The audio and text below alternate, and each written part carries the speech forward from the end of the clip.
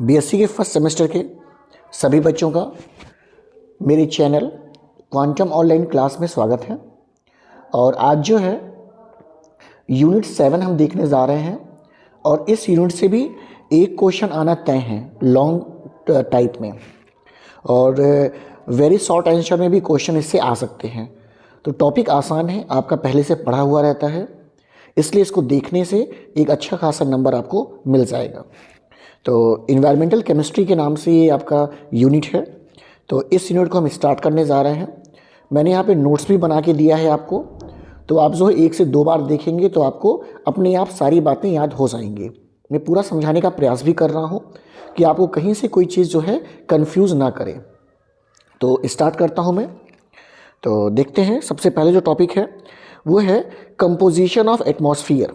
इसका मतलब होता है कि एटमॉस्फेयर जो है किन किन चीज़ों से मिलके बना है, उसका कंपोजिशन क्या है। तो मैंने लैंग्वेज के फॉर्म में भी लिखा है आपके लिए कि the atmosphere is made up of different type of gases. अलग अलग तरह की गैसेस हैं, वाटर वेपर है और डस्ट के पार्टिकल्स हैं। तो एटमॉस्फेयर जो है इन चीज़ों से मिलके बना है। किन से? तो मैंने आपको बताया कौन कौन सी चीज़ें बताया मैंने आपको कि डिफरेंट टाइप ऑफ गैसेस यहाँ पे है, वाटर वेपर और डस्ट पार्टिकल्स। और एक बात है, द कंपोजिशन, देखिए यहाँ पे, the composition of atmosphere is not static. Static का मतलब है स्थिर। तो जो एटमॉस्फेयर का कंपोजिशन है ये स्थिर नहीं रहता है, बदलता रहता है, चेंज होता रहता है। और अब इसमें एक एक करके हम देखने जा रहे हैं। तो पहले गैसेस के बारे में देखते हैं कि कौन कौन सी गैसेस पाई जाती है, इनका कंट्रीब्यूशन कितना होता है। तो ये इंपॉर्टेंट टॉपिक है, तो ये एग्जामिनेशन में आ सकता है थोड़ा सा, इसे छोटे क्वेश्चन बन सकते हैं। तो गैसेस ऑफ द एटमॉस्फेयर देखने जा रहे हैं। The atmosphere is a mixture of different type of gases. Nitrogen and oxygen are two main gases of the atmosphere. Nitrogen और ऑक्सीजन जो है दो मुख्य गैसें हैं एटमॉस्फेयर की, और 99% part of it is made up of these two gases. और एटमॉस्फेयर का लगभग 99%, देखिए यहाँ पे 99% जो पोर्शन है वो किससे मिलके बना है? इन्हीं दो गैसों से मिलकर के बना है। इनके अलावा भी गैसेस पाई जा रही हैं। इनके अलावा कौन सी गैसेस पाई जा रही हैं? तो देखिए, इसके अलावा पाया जा रहा है ऑर्गन, पाया जा रहा है कार्बन डाइऑक्साइड, पाया जा रहा है ऑर्गन है, कार्बन डाइऑक्साइड है, हाइड्रोजन है, नियॉन है, हीलियम है। तो मैक्सिमम गैसेस जो है नोबल गैसेस हैं, अक्रिय गैसेस हैं। अक्रिय गैसेस में ऑर्गन है, नियॉन है, हीलियम। तो ये तीनों याद रखिएगा आप। शुरुआत से देखिए, हीलियम याद रखिएगा, ऑर्गन, नियॉन, ये तीनों आपके अक्रिय गैसेस होती हैं। फिर कार्बन डाइऑक्साइड याद रखिएगा और हाइड्रोजन याद कर लीजिएगा, तो आसानी से आपको गैसेस के नाम पता चल जाएंगे। और नाइट्रोजन और ऑक्सीजन जो है लगभग 99% जो है पूरा पोर्शन बनाते हैं गैसेस में। अब मैं अगर कंपोजिशन के फॉर्म में अगर आपको दिखा दूं तो आपको आसानी हो जाएगा। अगर मैं मान लेता हूं कि देखिए भाई पूरा मान लीजिए इस तरीके से, ऐसे ये पूरा गैस है, ओके। तो इस गैस में मैक्सिमम पोर्शन जो है लगभग कितना पोर्शन? 78%। तो काफ़ी ज़्यादा पोर्शन, लगभग 78%। कितना पोर्शन? 78%। वो क्या है भाई? नाइट्रोजन है। तो 78% जो है नाइट्रोजन है। ये 78 लिखा है, फिर से लिख दें 78 ऐसे। तो 78% क्या है? नाइट्रोजन है। और बाकी में क्या है? तो बाकी में अगर हम देखें कि बाकी में और क्या होगा, तो यहाँ देखें, इसको थोड़ा सा ऐसे कर देते हैं, ऐसे। बाकी देखिए लगभग जो 4% है, 4%, ये 4%, लगभग 4% क्या है? ऑक्सीजन है, ऐसे। तो 4% क्या हो गया आपका? ऑक्सीजन हो गया। और साथ में क्या है? साथ में अगर आप देखें तो एक पतली लाइन और मैं ऐसे ड्रॉ कर देता हूँ। देखिए ये जो पोर्शन, छोटा पोर्शन है, ये ऑर्गन का है, ये ऑर्गन का है। लगभग कितना है? 0.9%। 0.9% के आसपास ये है। क्या चीज़? ऑर्गन। और जो सबसे पतला मैंने बनाया, जो बीच में बनाया है, ये 0.1% जो है ये ट्रेस अमाउंट है, बहुत कम अमाउंट है गैसेस का, ऐसा। तो अगर हम देखते हैं कंपोजिशन के फॉर्म में, तो इस तरीके से कंपोजिशन के फॉर्म में ये गैसेस पाई जा रही हैं। अगर हम बना दें, ऐसे फॉर्म में बना दें आपके लिए, देखें, तो अगर ऐसे फॉर्म में देखें तो नाइट्रोजन जो है सबसे अधिक 78% है, दूसरा ऑक्सीजन है, कितना परसेंट है, 4% के आसपास है। तीसरा अगर हम देखें तो तीसरा आपका ऑर्गन है, कितना परसेंट है, 0.9% है ऐसा। और इसके अलावा जो और जो गैसेस होंगी उनको हम ट्रेस गैसेस कहते हैं, कम अमाउंट में पाई जाती हैं ऐसा। ये कितना परसेंट है, 0.1% है। तो ये होगा एटमॉस्फेयर का कंपोजिशन। तो ये गैसेस जो है एटमॉस्फेयर में परसेंट के हिसाब से पाई जा रही हैं। तो एक क्वेश्चन क्या बन सकता है कि सबसे अधिक मात्रा में कौन सी गैस पाई जाती है, नाइट्रोजन पाई जा रही है। तो इस बात का हम लोग ध्यान रखेंगे कि सबसे अधिक अमाउंट में कौन सी गैस पाई जा रही है। अब अगर हम बात करिए ट्रेस गैस की, अगर हम फिर से बात करते हैं कि जो हमने ट्रेस लिया था ना अभी को, जो सबसे कम अमाउंट में था, कितना था, ये था 0.1%, ये इतना था। अगर इसमें देखा जाए तो इनके कंपोजिशन में देखा जाए तो इसमें सबसे अधिक मात्रा किसकी है, कार्बन डाइऑक्साइड की है, सबसे अधिक मात्रा। लगभग ये पूरे गैसेस का कितना परसेंट होता है, 93% होता है इस ट्रेस अमाउंट में। इसके अलावा क्या होता है, इसके अलावा हीलियम है, इसके अलावा क्या है, नियॉन है, इसके अलावा क्या है, मीथेन गैस है। मीथेन कैसे लिखते हो, CH4 लिखते हैं। इसके अलावा क्या है, नाइट्रोजन का ऑक्साइड है। इसके अलावा क्या है, ओजोन है। तो ये सारी गैसेस इस ट्रेस गैसेस में आती हैं। तो ये सारी गैसेस पाई जाएंगी ट्रेस में। और इस सब में सबसे अधिक अमाउंट में कार्बन डाइऑक्साइड है जो लगभग पूरे गैस का 93% है। तो इस बात का भी ध्यान रखिएगा। तो ये किसके लिए हो गया, कंपोजिशन ऑफ एटमॉस्फेयर। आगे देखें, स्ट्रक्चर ऑफ एटमॉस्फेयर, यानी एटमॉस्फेयर कितने लेयर में डिवाइड है। ये लेयर वाइज होगा, बहुत इंपॉर्टेंट है कि कितने लेयर में डिवाइड है, किस लेयर में क्या चीज़ें होती हैं, ये आपको पता होना चाहिए। तो ये मान लीजिए कैसे डिवीज़न कैसे है, तो मान लीजिए आपका अर्थ है, तो पहला लेयर, दूसरा लेयर, तीसरा लेयर, चौथा, ऐसे है। ओके, तो सबसे ऊपर जो पहला लेयर ये देख रहे हैं ट्रोफोस्फीयर, तो ये ट्रोफोस्फीयर क्या होगा, ये वाला लेयर, यानी अर्थ से जो पहला लेयर होगा वो ट्रोफोस्फीयर है। फिर इस ट्रोफोस्फीयर से दूसरा जो लेयर होगा, ऐसा इन दोनों के बीच में, इसको हम कहेंगे स्ट्रेटोस्फीयर। फिर ये बीच में देखिए, इसको हम कहेंगे मीजोस्फीयर। फिर इसके ऊपर देखिए क्या होगा, आइनोस्फीयर होगा। और सबसे ऊपर का पोर्शन क्या कहलाएगा, एक्सोस्फीयर कहलाएगा। यानी कहने का मतलब है कि पूरा जो आपका एटमॉस्फेयर है ये कुल मिलाकर के ये 5 भाग में डिवाइड है। पहला ट्रोफोस्फीयर जो सबसे नज़दीक है पृथ्वी के, फिर स्ट्रेटोस्फीयर, फिर आपका मीजोस्फीयर, आइनोस्फीयर और एक्सोस्फीयर। तो इसके नाम याद रखिएगा, और कौन किसके बाद पाया जा रहा है, कौन पृथ्वी के सबसे नज़दीक है और कौन पृथ्वी के सबसे दूर है। तो इस बात का ध्यान रखिएगा। एक्सोस्फीयर सबसे लास्ट में है और पृथ्वी के सबसे नज़दीक है ट्रोफोस्फीयर। तो ये बात ध्यान रखिएगा। आगे चलते हैं। अब मैंने सबके बारे में इंफॉर्मेशन आपको देना चाहा है, तो ट्रोफोस्फीयर से शुरू कर रहे हैं। तो देखिए ट्रोफोस्फीयर की बात करते हैं। देखिए, this is the lowest layer of atmosphere. ये एटमॉस्फेयर का सबसे लोएस्ट ये लेयर है। कितनी इसकी हाइट है, तो लगभग 10 किलोमीटर, यानी अर्थ से 10 किलोमीटर का जो रीजन है वो हम कहते हैं ट्रोफोस्फीयर। अब देखिए क्या है, जितने भी वेदर चेंजेस होते हैं, जितने भी मौसम में चेंजेस हैं, देखिए वेदर चेंजेस, ये सब कुछ कहाँ होता है, ट्रोफोस्फीयर में होता है। तो जो वेदर चेंजेस हो रहे हैं सब ट्रोफोस्फीयर में देखने को मिलेगा। तो क्वेश्चन क्या हो सकता है कि भाई वेदर चेंजेस किस लेयर में पाया जाता है, तो याद रखिए आंसर इसका ट्रोफोस्फीयर। तो ट्रोफोस्फीयर में वेदर चेंजेस आपको देखने को मिलता है। तो ये बात हो गई ट्रोफोस्फीयर के बारे में। दूसरा स्ट्रेटोस्फीयर, ट्रोफोस्फीयर के जस्ट बाद का जो रीजन होगा। तो this layer is above the troposphere. तो जैसे मैंने बोला बिल्कुल ये ट्रोफोस्फीयर के जस्ट बाद का पाया जाएगा। और इसकी हाइट कितनी है, तो इसकी हाइट जो है पृथ्वी से 50 किलोमीटर का रेंज है ऐसा। तो this layer is spread up to the height of 50 kilometres from the earth surface. तो अर्थ सरफेस से कितना है, 50 किलोमीटर का एरिया है।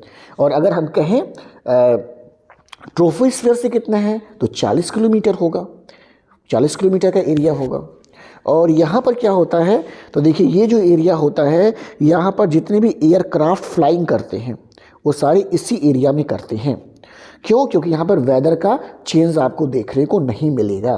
तो जितने भी आपके ये एयरक्राफ्ट, जितने भी हवाई जहाज़ फ्लाइंग करते हैं, ये सब के सब स्ट्रेटोस्फेयर में करते हैं। तो स्ट्रेटोस्फेयर के बारे में ये इन्फॉर्मेशन भी बहुत अच्छी है। और साथ ही साथ जो है, जो ओजोन लेयर पाया जाता है, एक बात और देख लें यहाँ पे, जो ओजोन लेयर जब देख लें कि जो ओजोन लेयर पाया जा रहा है बेटा, ये भी स्ट्रेटोस्फेयर में ही पाया जाता है। इंपॉर्टेंट है कि ओजोन लेयर कहाँ पाया जाता है, तो ये स्ट्रेटोस्फेयर में पाया जाएगा। तो इस बात का भी ध्यान रखिएगा। आगे देखें, तीसरा मीजोस्फेयर। जो मीजोस्फेयर है ये थर्ड लेयर है और स्ट्रेटोस्फेयर के ऊपर पाया जाएगा। और इसकी जो हाइट है अर्थ से कितनी है, तो इसकी हाइट जो है अर्थ से देखिए कितनी दिया है, 80 किलोमीटर के आसपास होगा। और यहाँ पर टेम्परेचर जो है डिक्रीज़ करता जाता है। और कितना कर जाता है, लगभग -1000 डिग्री सेंटीग्रेड। तो बहुत ज़्यादा कम हो जा रहा है भाई। और जो भी आप कहते हैं ना, तारे जो टूटते हैं, उनकी जो घटना होती है वो कहाँ पाई जाती है, तो जो तारे टूटने की घटना पाई जाती है वो कहाँ पाई जाती है, मीजोस्फीयर में पाई जाती है। तो इस बात का ध्यान रखिएगा। तो तीसरा मीजोस्फीयर हो गया। चौथा होता है आइनोस्फीयर। ये चौथा लेयर है। तो देखिए लिखा भी है पहला लाइन कि this is the fourth layer of atmosphere, और ये मीजोस्फीयर के ऊपर पाया जाएगा। लगभग 400 किलोमीटर इसका डिस्टेंस है, पृथ्वी से 400 किलोमीटर तक का डिस्टेंस इसका पाया जाता है। और यहाँ पर क्या होगा, the temperature start increasing again, और जैसे जैसे आप ऊपर जाएंगे वैसे वैसे टेम्परेचर बढ़ता जाएगा, ये दे रहा है। और यहाँ पर जो सबसे इम्पॉर्टेंट बात है क्या होती है, तो देखिए यहाँ पर इलेक्ट्रिकली चार्ज्ड करंट क्या फ्लो होता है। देखिए यहाँ पे इसमें इन द एयर, ओके, तो जो इलेक्ट्रिकली चार्ज्ड करंट का फ्लो होता है। और ये ऐसा रीज़न है जहाँ से जो हम रेडियो वेव भेजते हैं वो रिफ्लेक्ट होकर दोबारा अर्थ पर आता है। तो जो रेडियो की ब्रॉडकास्टिंग होती है उसमें ये बहुत ज़्यादा भूमिका निभाता है। तो देखिए लिखा है कि जो रेडियो की जो ब्रॉडकास्टिंग है वो इसी नाते संभव हो पा रहा है क्योंकि हमारे पास आइनोस्फीयर उपस्थित है। तो इस बात का भी ध्यान रखिएगा कि रेडियो वेव्स का जो रिफ्लेक्शन होता है वो आइनोस्फीयर के रीजन से होता है। तो ये भी याद रखिएगा। सबसे लास्ट एक्सोस्फीयर। तो देखिए लिखा है कि this is the last layer, ये सबसे अंतिम का लेयर है और 400 किलोमीटर के ऊपर अर्थ से पाया जाता है। ओके, यहाँ जो सबसे अच्छी बात क्या देखने को मिल रही है कि यहाँ पर गैसेस के ऊपर जो ग्रेविटेशनल फोर्स है वो ख़त्म हो जा रहा है। तो इसके नाते हो क्या रही हैं कि जो गैसेस बहुत पतली हो जा रही हैं और दूर दूर हो जा रही, स्कैटर्ड हो जा रही हैं, जिसके नाते क्या हो रही है, जो गैसेस की डेंसिटी है वो बहुत ही कम हो जा रही है। देखिए लिखा है कि डेंसिटी जो है वो बहुत ही कम हो जा रही है। भाई मास है ही नहीं तो डेंसिटी कहाँ से रहेगा। तो ये आपका एक्सोस्फीयर के बारे में है। आप इसको लिख भी सकते हैं, अदरवाइज समय नहीं है तो इसको क्या करेंगे, स्क्रीनशॉट लेकर के रख लीजिए अपने पास, या एक दो बार सुनिएगा तो आपको अपने आप याद हो जाएगा। आगे देखते हैं। अब अगला है, आपको ये जानना है कि पोल्यूटेंट्स क्या होते हैं, पोल्यूटेंट्स क्या होते हैं और कितने टाइप के हो सकते हैं। तो अगला जो टॉपिक देखने जा रहे हैं पोल्यूटेंट्स के बारे में देखने जा रहे हैं और कितने टाइप के हो सकते हैं। पोल्यूटेंट्स का मतलब क्या होता है, इसका मतलब होता है ऐसे पार्टिकल्स, ऐसे केमिकल्स जो एटमॉस्फेयर को हानि पहुंचाते हैं। तो डेफिनेशन देखिए क्या हो सकता है, the substance which are present in harmful condition, harmful concentration and is the agent who causes pollution is termed as the pollutant। यानी ऐसे सब्सटेंस जो हार्मफुल कंसंट्रेशन में उपस्थित होते हैं और क्या करते हैं, पोल्यूशन फैलाते हैं या प्रदूषण फैलाते हैं, उसे हम पोल्यूटेंट्स के नाम से जानते हैं। अब पोल्यूटेंट्स को क्लासीफाई किया गया है। तो जो पहला फॉर्म है कि वो किस फॉर्म में प्रेजेंट हैं, देखिए on the basis of form in which they present. तो उसके बेसिस पे दो तरह के पोल्यूटेंट्स हो सकते हैं। पहला जो पोल्यूटेंट्स है उसे हम कहते हैं प्राइमरी पोल्यूटेंट्स, और जो दूसरा पोल्यूटेंट है उसे हम कहते हैं सेकेंडरी। प्राइमरी और सेकेंडरी दो तरह के पोल्यूटेंट्स हो सकते हैं। प्राइमरी का क्या मतलब है इसको देख लीजिए। तो प्राइमरी का मतलब ये होगा कि the substance which are directly emitted from the source and remain in the form are termed as primary pollutants. For example, कह रहा है कि जो सोर्स है वहाँ से जिस फॉर्म में ये उत्पन्न होता है उसी फॉर्म में रह जाए, इसके फॉर्म में चेंज ना हो, तो उसे हम प्राइमरी पोल्यूटेंट कहते हैं। जैसे स्मोक, धुआं, इसके फॉर्म में कोई चेंज नहीं होता है, धुआं बनेगा धुआं ही रह जाता है। फ्यूम्स, ऐसे ही एस का मतलब होता है राख, क्या कहते हैं, राख कहते हैं हिंदी में, S. Dust, nitric oxide, sulphur dioxide, तो ये सारे एग्जाम्पल हैं प्राइमरी पोल्यूटेंट्स के। तो प्राइमरी पोल्यूटेंट्स का मतलब है जहाँ से ये उत्पन्न हो रहे हैं उसी फॉर्म में ये प्रेजेंट भी रहें, कोई इसके फॉर्म में चेंज ना हो, तो उसे हम कहते हैं प्राइमरी पोल्यूटेंट्स। स्मोक है, फ्यूम्स है, एस है, और नाइट्रिक ऑक्साइड है, और सल्फर डाइऑक्साइड, ये एग्जाम्पल याद रखिएगा। सेकेंडरी पोल्यूटेंट्स देखिए, सेकेंडरी पोल्यूटेंट्स का मतलब होगा the substance which are found by chemical reaction between the primary pollutants and constituents of the environment. Secondary pollutants क्या होंगे, ये प्राइमरी पोल्यूटेंट से ही उत्पन्न होंगे। कब उत्पन्न होंगे, जब इनका रिएक्शन जो है एटमॉस्फेयर के अलग अलग घटकों के द्वारा होगा। घटक का मतलब अव्यय, जो इन्वायरमेंट में पाए जाने वाले गैसेस हों या कोई और चीज़ हो, आयंस हों, उनके द्वारा क्या होगा, पोल्यूटेंट्स का रिएक्शन होगा। तो प्राइमरी पोल्यूटेंट्स उनके साथ रिएक्शन करेंगे। यानी देखिए प्राइमरी पोल्यूटेंट्स होगा, क्या होगा, तो लिख सकते हैं कि भाई प्राइमरी पोल्यूटेंट्स होगा, और ये क्या होगा, इन्वायरमेंट के साथ रिएक्शन करेगा ऐसा। तब क्या बन जाता है, तब बनता है सेकेंडरी आपका पोल्यूटेंट्स बनता है, तब सेकेंडरी पोल्यूटेंट्स का फॉर्मेशन होता है। एग्जाम्पल देखिए, स्मोग है, देखिए ओजोन है, सल्फर ट्राईऑक्साइड, ये डाइऑक्साइड था तो सल्फर डाइऑक्साइड जो है ऑक्सीजन के साथ रिएक्ट करके सल्फर ट्राईऑक्साइड बना लेगा। देखिए नाइट्रोजन और डाइऑक्साइड था, अब वहाँ पे नाइट्रोजन ऑक्साइड है, फिर एक ऑक्सीजन मिल गया तो डाइऑक्साइड बन गया, तो देखिए नाइट्रोजन डाइऑक्साइड हो गया। तो ये सारे आपके सेकेंडरी पोल्यूटेंट्स हैं।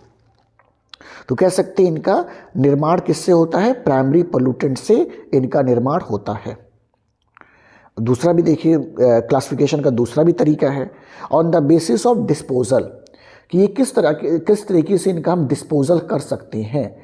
तो डिस्पोजल के आधार पे पोल्यूटेंट्स जो हैं दो तरह के हैं, एक बायोडिग्रेडेबल पोल्यूटेंट है और दूसरा है नॉन बायोडिग्रेडेबल पोल्यूटेंट। नाम से क्लियर है, ऐसा पोल्यूटेंट्स जो क्या होगा, समय के साथ साथ क्या होगा, नष्ट हो जाएगा, ख़त्म हो जाएगा, तो वो कहलाएगा बायोडिग्रेडेबल पोल्यूटेंट्स। देखिए, the pollutants which are decomposed by natural processes, for example domestic sewage या म्युनिसिपल सीवेज। तो ऐसा जो सीवेज है जो समय के साथ साथ क्या हो रहा है, डिकम्पोज हो जा रहा है, तो ऐसे पोल्यूटेंट्स को हम कहते हैं बायोडिग्रेडेबल। अब जो नहीं हो, the pollutant which do not decompose naturally और डिकम्पोज स्लोली, जो धीरे धीरे डिकम्पोज होता हो या उसका डिकम्पोजिशन ना होता हो, जैसे DDT है, ये केमिकल एक है। जैसे एल्युमिनियम के केन्स हैं, इनका भी डिकम्पोजिशन नहीं होता है। जैसे प्लास्टिक्स बैग हैं, इनका भी डिकम्पोजिशन नहीं होता है। तो ये सारे क्या होंगे, नॉन बायोडिग्रेडेबल पोल्यूटेंट्स की कैटेगरी में आते हैं। तो ये हो गया आपका क्लासिफिकेशन। आगे देखें, देखिए, some harmful pollutants responsible for polluting the environments are. अब देखिए कुछ यहाँ पर हार्मफुल जो है पोल्यूटेंट्स के नाम दिए गए हैं, जो क्या करते हैं, हमारे एनवायरनमेंट को पोल्यूट करते हैं, प्रदूषित करते हैं। कौन कौन सा है, तो नाइट्रोजन ऑक्साइड है, सल्फर ऑक्साइड है, मरकरी है, क्लोरोफ्लोरोकार्बन है, और जो है वॉलाटाइल ऑर्गेनिक कंपाउंड्स हैं। वॉलाटाइल का मतलब है कि जो आप एयर के कांटेक्ट में आते हैं और सीधे वेपर में कन्वर्ट हो जाते हैं। तो ये जो होंगे आपके कुछ हार्मफुल पोल्यूटेंट्स के नाम मैंने यहाँ पे लिखे हुए हैं, तो ये आपका देख लीजिएगा। तो इतनी बातें जो है मैंने इसमें आपको बताई। तो मैंने क्या क्या चीज़ों को आपके साथ रखा, तो आपके साथ मैंने शेयर किया कि भाई इन्वायरमेंट के कौन कौन सी गैसेस पाई जा रही हैं। तो हमने देखा कौन कौन सी गैसेस इन्वायरमेंट में पाई जा रही हैं। फिर हमने क्या देखा, फिर हमने देखा कौन कौन से लेयर पाए जाते हैं, फिर हमने क्या देखा, फिर हमने देखा पॉल्यूटेंट क्या होता है, ओके। और फिर क्या देखा, पॉल्यूटेंट के टाइप हमने देखा। तो इतनी बातें हम लोग देखे हैं। तो ये वीडियो में जो है इतने भी समाप्त करता हूँ। अगला वीडियो इसके आगे का होगा। तो आप लोग तैयारी अच्छे से करें और बढ़िया नंबर पाएँ। तो मेरी पूरी कोशिश है कि जितना ज़्यादा से ज़्यादा मैटर आपको मैं प्रोवाइड करा सकूँ। तो नेक्स्ट वीडियो के लिए आपको देखने के लिए धन्यवाद, और लाइक करें, सब्सक्राइब करें। थैंक यू, नमस्ते।